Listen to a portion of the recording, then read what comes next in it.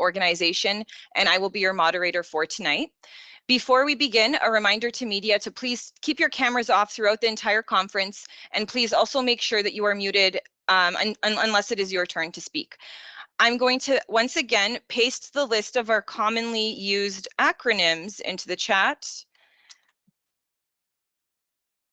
which I am trying not to use, but there you go. So yeah, yesterday we had a large panel with remarks from elected officials. So today I'm switching things up a little bit. And this evening, our panel will consist of operations folks only. So we will begin with remarks from Jennifer Young, Information Officer for the Territory's Emergency Management Organization. And then we will then get a fire update from Jessica Davy-Quantick, Information Officer for the Department of Environment and Climate Change. So after Jessica's update, I will move straight to the QA period with media. And of course, like yesterday, we will prioritize N.W.T outlets and Northern outlets. So you guys will get one question and one follow-up. And after I've gone through Northern media, we will open it up to Southern media. Yeah, so our panel for today, which I will also paste into the chat here. Okay, there we go. All right, so our panel for today is Jennifer Young, Emergency Management Organization Information Officer for the Department of Municipal and Community Affairs, Bobby Bork, South Slave Regional Emergency Management Organization, Jessica Davy-Quantick, Wildfire Information Officer, Department of Environment and Climate Change, Martin Goldney, Secretary to Cabinet, Department of Executive and Indigenous Affairs, John MacDonald, Deputy Minister for the Department of Education, Culture and Employment, Pamela Strand, Deputy Minister for the Department of Industry, Tourism and Investment, Kimberly Rowles, CEO for the Northwest Territories Health and Social Services Authority, Mandy Bolstad, Assistant Deputy Minister, Department of Justice, Tara Hunter, Deputy Secretary of Human Resources for the Department of Finance, Corporal Matt Halstead, RCMP, Jeffrey Edison, Acting Assistant Deputy Minister for Regional Operations for the Department of Infrastructure, and Imran Khan, CFO of Northwest Tel. So with that, I'd like to turn it over to Jennifer Young for an EMO update. Thank you, Aggie, and good evening, everyone. In terms of numbers, no new evacuees were sent by air yesterday, but there were 17 people scheduled to leave Yellowknife for Edmonton on a 7 p.m. flight tonight. While we are still supporting the evacuation of our residents, we have not needed to establish any more evacuation centers. We know there were concerns raised yesterday regarding the status of the Calgary Evacuation Center. We have confirmed with the Government of Alberta that there is still capacity in their evacuation centers, including in Calgary and Edmonton. You can find a link to a list of the status of these centers on the Government of the Northwest Territories public safety page. To further support your evacuation, we are working towards a consistent daily flight schedule that we will be able to publish online. To register to be on one of our flights, residents should call 867-444-0115. We have tried to make the message clear that you need to evacuate where your evacuation orders exist. This includes residents of Yellowknife, Detta, Delo, Ingram Trail, Enterprise, Betchico, Kakiza, Fort Smith, Hay River, Katludichi First Nation, and Jean Marie River. We are aware that some non-essential residents are not following these orders. Perhaps this is because there is a feeling that the emergency is over or the threat is not real, and you are eager to return home. However, the risk remains significant, and the updated evacuation orders reflect that non-essential people that still remain in evacuated communities need to leave, and that non-essential people cannot return at this time. To reinforce the continued message that it is not safe to remain in your community where an evacuation order exists, we have updated the orders to further clarify the enforceability of the minister's direction. As a reminder, these evacuation orders do not apply to essential staff who remain in communities to help residents navigate the challenges they may be facing and to help them to evacuate safely with support where required. There are currently staffed check stops at the junction of Highway 1 and Highway 2 and at Highway 3 at kilometer 272 between Betchico and Yellowknife. Please follow the instructions of staff at the check stops.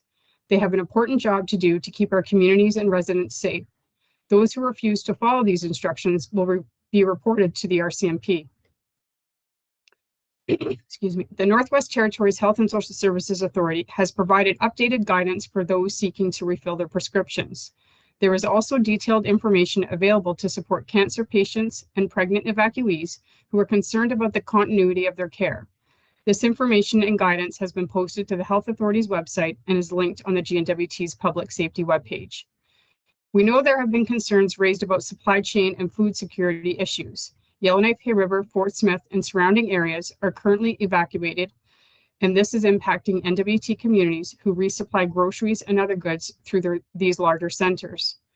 The N.W.T is currently engaging with both community governments, Indigenous governments, local retailers, and distributors to ensure that food and supplies will continue to be delivered to communities in a timely manner. For housing N.W.T clients, all collection activities for clients in evacuated communities have been suspended, as have automated rent payments.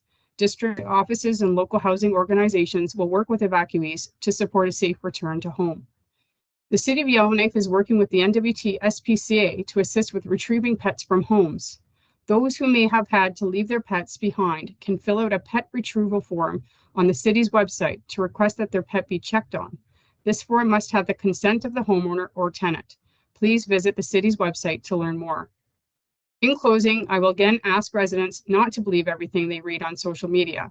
The N.W.T, community governments, and other organizations are working hard to ensure that accurate information is available to evacuated residents on their websites and through their social media channels.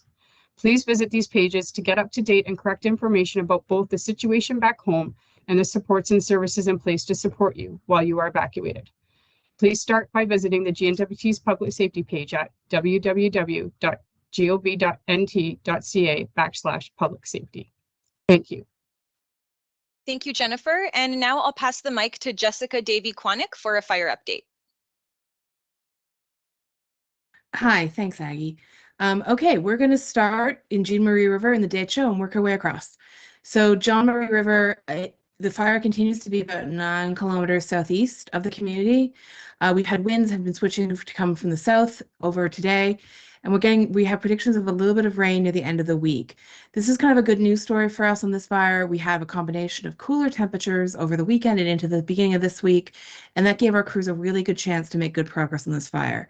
Temperatures are starting to rise across the region, however, and fire activity is expected to increase as the days go on. Right now, our crews are working on the west side of Jean Marie River to contain a finger of that fire. A dozer line was completed on the north side of the fire, and a second one widened around the community itself.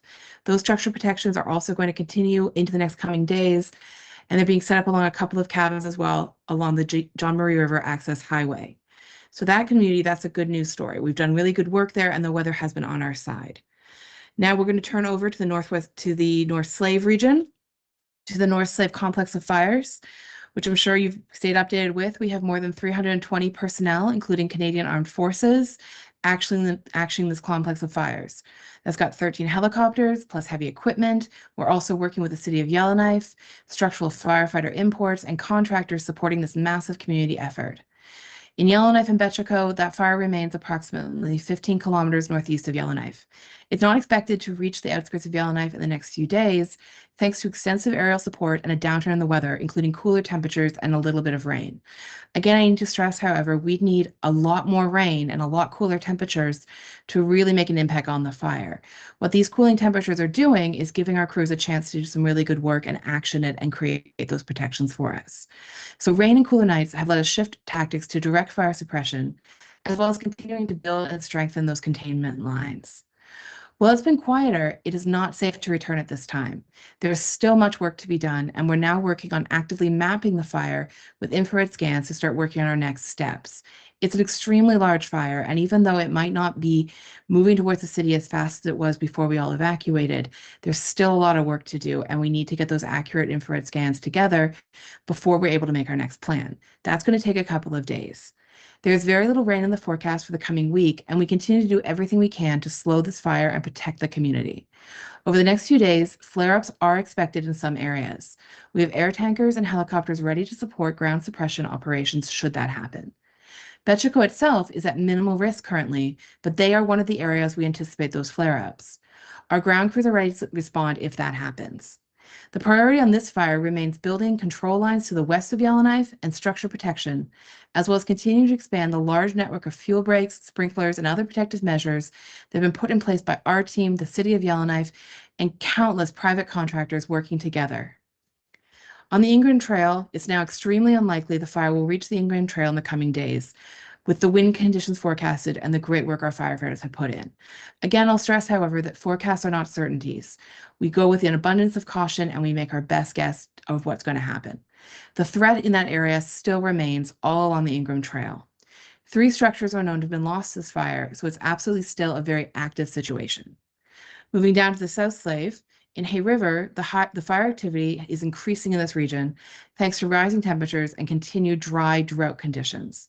On this fire activity has increased to the southeast, on the southeast end of the fire, but it remains approximately 8 kilometers from Hay River. Our ground crews and heavy equipment continue suppression activity with work focused on the east of the river as well as north from the gun range. Crews are also working to complete an updated map of this fire, which, much like in the North Slave, will better inform our next steps. On a positive note, telecommunications in Hay River have been restored. So you can now call people and they're back connected to us. There might be some glitches in the coming days, and I'm sure my counterpart at Northwest Tel can tell you more about that. But for now, that's a very positive step in helping people reach their loved ones still remaining behind and helping our crews get their work done. Moving over to the Fort Smith area and the Wood Buffalo complex of fires, which are being actioned by crews in Alberta, Parks Canada, and the N.W.T, this fire remains approximately 4 kilometers south of Fort Smith. It did grow since our last update, but it moved towards the Alberta side in Fort Fitzgerald, not towards Fort Smith. Hot, dry conditions are going to continue with the temperature reaching approximately 25 degrees in the coming days and winds shifting from the north to the northeast. We've got 308 personnel on the ground, as well as 24 helicopters and 57 pieces of heavy equipment across all of the different bodies working on these fires. We're also looking for potential ignition operations where the weather allows. They were successful yesterday in cutting off fuel for the fires and will continue to move forward with those ignition operations when it's safe to do so. Extensive protections have been completed around Fort Smith, Tabacha, and the Bell Rock subdivision, and those are going to be continued to be expanded over the coming days. I know the big news everyone's looking for is when we can come home. The answer is we need to be patient. Many of these fires of concern haven't moved in several days. That's really good news, but it does not mean the situation is safe. It wasn't safe when it was 14 kilometers or 4 kilometers or whatever it was when we left, and it's not safe now. There is no indication that the threat is gone. Our crews across the territory are working incredibly hard, and in the coming days, we will have more information as these fires are assessed and our next steps are established. Right now, it is not safe to return to these communities that have been evacuated. For your safety and for the safety of our crews, please continue to be patient. While people are out of these communities, our crews are able to actively work the fires, and they are able to reallocate resources away from routes like the highway or other access points that the public might be using. So for now, unfortunately, the best thing we can all do is just wait and see what's coming. We're going to get through this. It's going to get better. Eventually, it will snow. Thanks. Thanks very much, Jessica. So we're going to move to the question period now, starting with N.W.T Media and Northern Media. And as I mentioned, you guys will get a chance to ask one question and one follow-up. Please try to direct your question to the appropriate speaker. I did throw the names of the speakers and their titles into the chat here. But of course, if you're not sure who the question's for, then I can help you out with that. So let's start today with Ollie Williams at Cabin Radio. Yeah, thank you very much, Aggie. Can you hear me okay? Yep. Thanks, Aggie. You've rewritten the evacuation orders. Can you spell out in plain language what you are telling non-essential people still in communities or thinking of returning in the new language, and what the consequences are? Jennifer? Thanks for the question, Ollie. In plain language, it means you need to evacuate. And it's not changing anything that existed before. It's just reinforcing that language that you need to evacuate and assuring and reinforcing the fact that there's enforceability behind it. And for further information, I can pass it on to Matt if he would like to provide some more information. Matt Halstead, go ahead. Yeah, thank you. So in terms of the consequences, The Emergency Management Act does set out a range of consequences. It's up to but not exceeding a year in custody, and for an individual, it's less than up to but not exceeding a $5,000 fine. We're not really looking to have to use that. This is about public safety. It's not safe to be here, and it's not safe to return here. So when we're talking about enforcement of this, we're talking about assisting in enforcing the roadblocks that are in place. And in terms of the people that are here, nothing is going to change in terms of how we're interacting with them. We're still going to be encouraging them to leave, informing them of the risk that they take by staying here, and trying to connect them with evacuation resources. Thanks, Matt. Ollie, do you have a follow-up? Yeah, I'm conscious that the evacuation order for Kakisa has been updated to include the same language. The CBC just reported virtually all residents are still in Kakisa, so presumably they can feel as though they're going to be left alone then? No one's going to come and tell them they've got to go? Jennifer? My understanding was that the residents of Kakisa have been leaving their community and heading towards Fort Simpson, but perhaps Bobby might have some additional information about that. Go ahead, Bobby. Yeah, I spoke to leadership in Kakisa this morning, and they have let me know that they have made plans to leave the community today. Okay, thank you. Thank you. All right, moving along now to Paul Tucker at CBC North. Hi, Paul.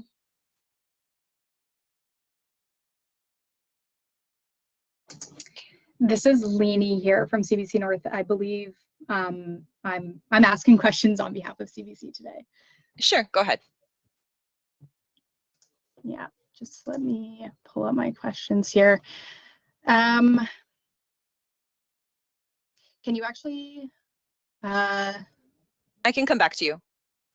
Yeah, no, actually, sorry, I do have a question off the top of my head. For Matt of the RCMP, you say that you do not want to lay charges under the Emergency Management Act, but have you laid any charges under the Emergency Management Act in the N.W.T as of yet? No, we haven't, and we hope we don't have to, but that is available. Do you have another question, Lainey? Yeah, is Rebecca Alty here today, or was the panel? I wasn't sure if it was just. No, not today. Today we don't have a rep from the city on. Okay, I have a question that I'm not sure if I'm going to get anywhere with it, Sure. and I'm not sure who to direct it to, but of course, the big question that everyone has kind of addressed, we want to know, residents want to know when they can go back. I was wondering if city officials have any idea of when a return plan will be released. Sure. So again, there are no city officials on the call, but I'll ask Jennifer to speak to this a little bit. Sure. The re-entry plans will be the community governments who will be responsible for developing those re-entry plans, and I know that they're actively working on them. The extent to which they will be released, I don't have that information in front of me, but would suggest that you could reach out to the relevant community governments directly to get that information. Thank you, Jennifer. Okay, I'm going to go down now to Ian Down at CKLB. Hi, Ian. Yes, hi. Excuse me. My first question is for anyone, I believe, with Department of Justice, because it concerns the rental board. I'm just curious, can we expect to see a moratorium on evictions during the evacuation period? Sure, Mandy Bolstad. Thanks for the question. So I know that hearings scheduled during the evacuation period are being rescheduled, but I can't speak on behalf of the rental officer, so it's just those be redirected to the rental officer. Thank you. Do you have a follow-up, Ian?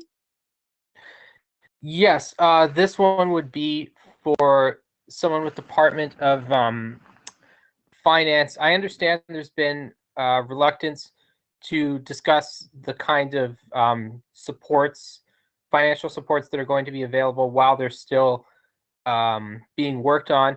But I'm curious, can we expect to see any financial support specifically related to rental income, like financial support specifically for renters? I will actually send that question to Jennifer. As Minister Wozniak spoke to yesterday and Minister Thompson spoke about again this morning, they are actively looking at some options for compensation. The details of that are being worked on currently, and I unfortunately don't have the details in terms of what those options are and when any option would be approved. Thanks, Jennifer. All right, moving along now to Brett at Edge North. Hi, Brett. Okay, no questions already. So now moving on to Nicholas at Media N.W.T.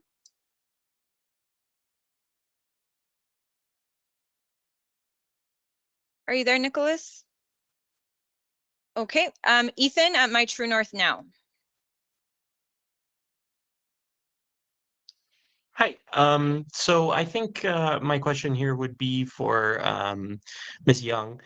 We keep hearing about folks coming back preemptively. Do you know roughly how many people have returned or how many still remain?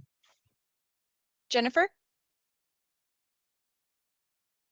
My understanding is that none of the public has returned because we are turning them away at different checkpoints as per the orders.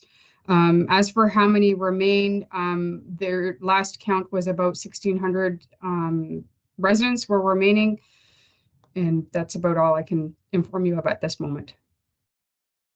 Do you have a follow-up, Ethan? Yeah, this one would be for Miss Davy Quantic. You mentioned the hope for snow at the end, but recent reports sort of indicated that the fires moved underground into the root systems. Is there any concern that the fire could stay through the winter? Jessica?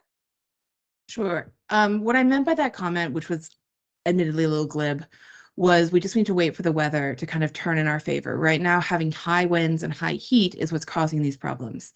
Again, they're just currently assessing the fires as well and remapping them. So we do know that it has gone underground. We don't know how much of it has, and we haven't got that information yet. When we do, we'll be releasing it and giving more guidance at that point. It's really hard to predict until we've got those accurate infrared scans. And unfortunately, that's going to take a couple more days to get those. Thank you, Jessica. All right, I'm gonna actually go back to Nicholas because it looks like he fixed his mic. So Nicholas at Media N.W.T, do you have a question?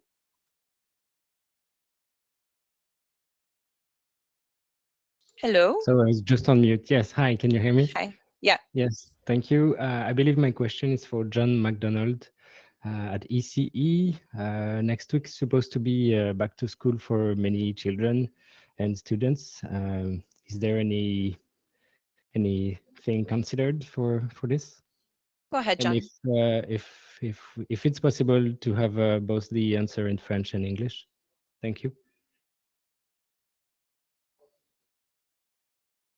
Merci, Nicholas. Unfortunately, my French is quite poor, so I don't want to put you through that. With respect to your question, though, we have been having conversations with the education bodies in the Northwest Territories, including the Conseil Scolaire. At this point in time, you can expect to see some information from them, likely early next week, as they look to provide some guidance on when they can expect to reopen. As everyone is fully aware, though, that is going to be dependent upon the evacuation order and the status of the situation in each community. So the education bodies will be taking their lead and looking to see those community governments and those plans just like everybody else. Thank you. Thank you, John. Do you have a follow-up, Nicholas? I would, and I believe it could be for Jennifer Young, about people that were not in Yellowknife during evacuation orders and would like to follow the order as of not coming back to Yellowknife. Are the evacuation centers and various helps offered by the government still accessible to those people? Jennifer? Yes, hello. The recommendation would be if you're able to stay shelter in place in the place that you're at safely and comfortably, then by all means, then the recommendation would be to do that. But if you need additional supports that are provided by the evacuation centers, then you could make your way through there and show that you are a Yellowknife resident and therefore cannot return due to the evacuation orders. Thanks, Jennifer. All right, now you. we are going to move now to Eric at NNSL. Hi, Eric. Hello. So this question is probably for Jessica. So we're just wondering here, there's been a lot of talk about fire getting in the soil and so forth, and these fires are at different longitudes. So what we're wondering is, does the North Slave around Yellowknife have any sort of an advantage over the South Slave in terms of firefighting ease because of the presence of the Canadian Shield as opposed to the relatively deep taiga soil further south? Jessica? Sure, hit me with a hard one, will ya? Okay, so it's hard to really predict because fire behavior, every fire is unique and they're very different. So I do know the terrain does play a big part of it. I know the ones outside of Inuvik were going through a lot of gullies and different kind of structure. They were having to go in individually by hand to do it. At this point, I unfortunately don't have the exact information, but if you want to shoot me an email, I can see if I can get some more information about that for you tomorrow.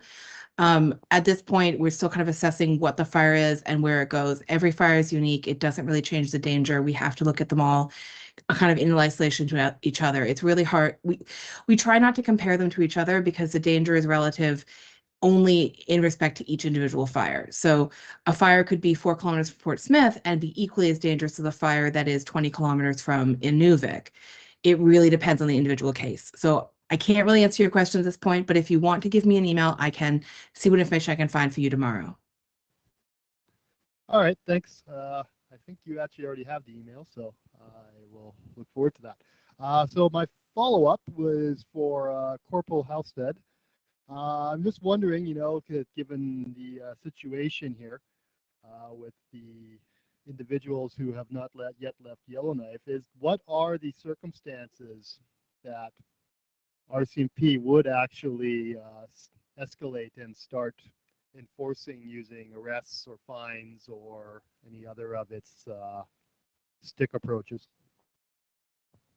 I mean, we will continue to basically apply our discretion as we go forward, and each case is different. I think, you know, we put out media releases where we've arrested people and they're pending charges for crimes and they've been put on planes. I think that's basically the tone that we've set here for that. Everybody else we're just trying to work with to try and address any concerns they might have about leaving, connecting them with resources, and just trying to encourage them to do that on their own. This is not a shift in our approach, and these are powers that the police have had access to under the Emergency Management Act since the beginning. So today is not a fundamental change in how we're going to approach this. We're just going to continue as we have been, with the exception, I will say, of the roadblocks. We really need people to respect those. Those are lawfully placed there, and if we have to go down and assist with enforcement, then we can. Thanks, Matt. All right, moving along now to Claudienne at Radio Canada. Hello. Hi. Anyone French speaking in the panelists? We don't have anyone on the panel today who speaks French. Okay, thank you very much. This goes a little bit in the sense of a previous question, but I was wondering with the fire information officer here, in the worst case scenario, could we still, at this point, you guys have made great progress. We've heard that, you know, it is not controlled yet, but we're making progress. Could we still, at this point, see the fire behavior reach the city of Yellowknife? Is that still a real threat at this point? Jessica? I mean, that's hard to answer simply because, again, fire behavior changes very quickly. We've seen that all summer long.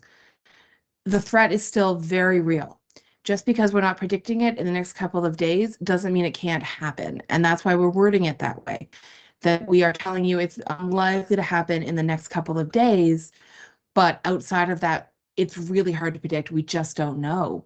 So out of an abundance of caution, we're going with the with the idea that we're preparing for the worst case scenario, and I'm going to be pleasantly surprised if that isn't what happens. So yes, there is still risk of that. It could change very quickly. We saw earlier this summer, we saw fires take runs and within a couple of hours move kilometers in either direction. So yeah, it's a very real threat. It could happen. We don't think it's going to happen the next couple of days, but weather can change very quickly. Anyone who's ever followed the weather waiting for, the snow to melt knows that anything outside of about 2 or 3 days is kind of a guessing game. We have great information. We have great staff working on making their best plans and preparations for things. But again, I can't give you definitives. I know that's what everyone wants right now, definitive answers to stuff, and it's really hard to predict with fire behavior. What I can reiterate is that it's not expected to reach the city in the next day or two, and keep following us for more updates. Thanks, Jessica. Claudian, do you have a follow-up? Thank you. I have another question, I guess. We hear from Ottawa that the expenses for the return of First Nation members will be covered by Ottawa. I'm wondering if anybody can tell us whether this decision will place N.W.T anywhere closer to having a revision of financing for evacuees. Does that help the N.W.T beef up, I guess, the current offer for evacuees to be able to cover their expenses? Jennifer?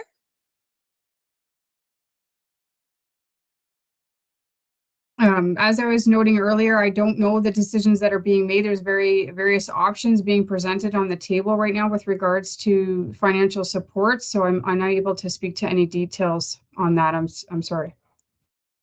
Thanks, Jennifer. All right, so do we have any more Northern media on the line? If we do, please raise your hand. Okay, so I'm going to open it up now to Southern media. We have Bill here. Hi, Bill. Do you have a question? I do. I believe it's for Jennifer. Okay. She was quite firm in her suggestion that people try not to come back to any of the northern communities under evacuation.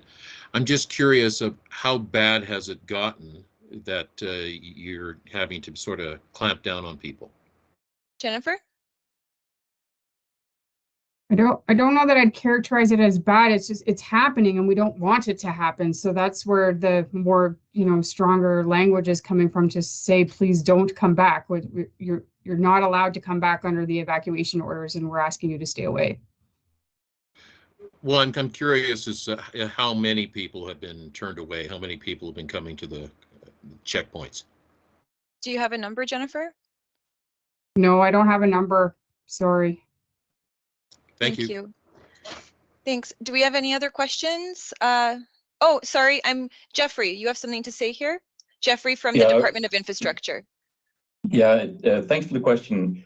We don't actually have any numbers, but I do know that there are quite a few at both, not so much in the Hay River side, at that blockade or barricade, but definitely on the Yellowknife area. We are getting consistent numbers throughout the day of people trying to maintain or trying to get back into Yellowknife. We understand there are a lot of reasons why you want to get in. Some people are from surrounding communities that are in need of some food or whatever. Other people from the community want to go back in and check on their properties and different things. But I mean, we don't have any numbers, but one is too many because you're taking up a lot of time. There's a lot of risk in that, and there are people, we are getting fuel through, we're getting all the different medicines, there's lots of vehicles going through these barricades. And if the barricades are blocked up, if there's traffic and blocking traffic from other traffic from going through or essential personnel, then it is slowing down the process. And the people that are getting through are the ones that are trying to support the people in the city, trying to save the city. So one person is too many. Thanks, Jeffrey. Do you have any other questions? Northern media, you can raise your hand as well. No? Oh, Ali, go ahead. Thank you very much. Having exuberantly raised my hand, I'll now go and find the question I had. Can I please ask, possibly or possibly not in the light of, for example, Harley's and the Kilton Castle, Are any steps being taken to close non-essential businesses in Yellowknife? Jennifer? So that I think Mac's trying to explain throughout this conference that that's not the intent to use enforcement in powerful ways in the immediate like that, but I would refer to Matt to speak more to that question, please. Sure. Matt, RCMP? Yeah, I would mirror Jennifer's comments. We're not here to have any type of heavy hand or to start, rousting people from their homes in the community here. But we just really want to stress that people need to leave. It's not safe to be here. It's not safe to return here. We've been in touch with the business owners to have that message out to them. And it's really just a point of public safety. The enforcement piece is there if we need it.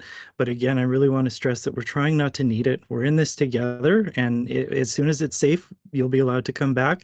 Until then, please don't put us in that position and follow the evacuation order. Thanks, Matt. All right, Eric, you have a question? Yeah, I'm not entirely sure anyone's going to have an answer to this on the panel tonight, but I figure I should just throw this out there. What's going to happen for evacuees who are out of the N.W.T. come income tax time next year, when we have to calculate how many days we were in the N.W.T. for the Northern Tax benefit? Has that been discussed at all between Ottawa, the federal and territorial governments? Sure. Tara, could you speak to this? Thanks very much for the question. I don't have any detail on that yet, but that's something that's being considered by us right now and followed up on. Thanks. Thank you. Thanks, Eric. Leanie, you have your hand up. Yeah, thank you. I think this question is for Jessica. 2014 remains the Northwest Territory's worst fire year in terms of hectares burned. What's different this year, of course, is the number of communities directly affected, burned, evacuated, put on alert.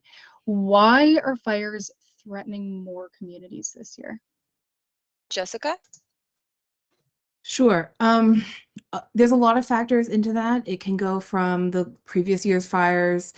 I'd even throw out maybe possibly the reaction we had since COVID, when we were actively putting out more and more fires in order to avoid having to put crews in COVID unsafe predicaments, which meant we had more fuel built up. That's part of it. Part of it's weather, part of it's luck.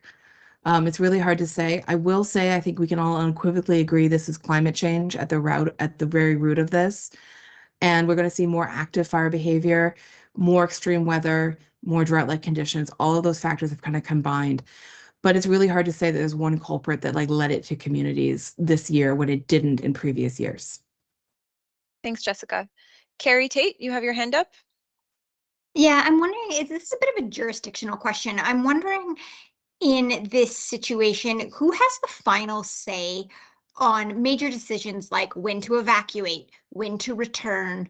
I understand it's collaboration between the federal government, between the municipality, between the territories, but eventually somebody has to be the person to make the final call, and I'm wondering where that power lies. Sure. Jennifer? Yeah, under the territorial state of emergency, it's the Minister of Municipal and Community Affairs that has that authority right now. Thanks, Thank Jennifer. All righty. Do we have any more media questions? Okay, I'm just going to check the chat real quick. I don't think anything has come in. All right. So it looks like we're finishing a little bit early today. So thank you to our panel and to media for your questions. And just to note that we will not be holding a press conference tomorrow, but we will be having another one on Friday. So I will send out the media advisory for the Friday one on Friday morning. So media, if you have any further questions, please reach out to the appropriate department. And if you have questions for our ministers or for the Premier, please email press secretary at presssecretary@gov.nt.ca, keeping in mind that response times are slower right now, given the situation. So thanks very much and take care. Thank you, Aggie.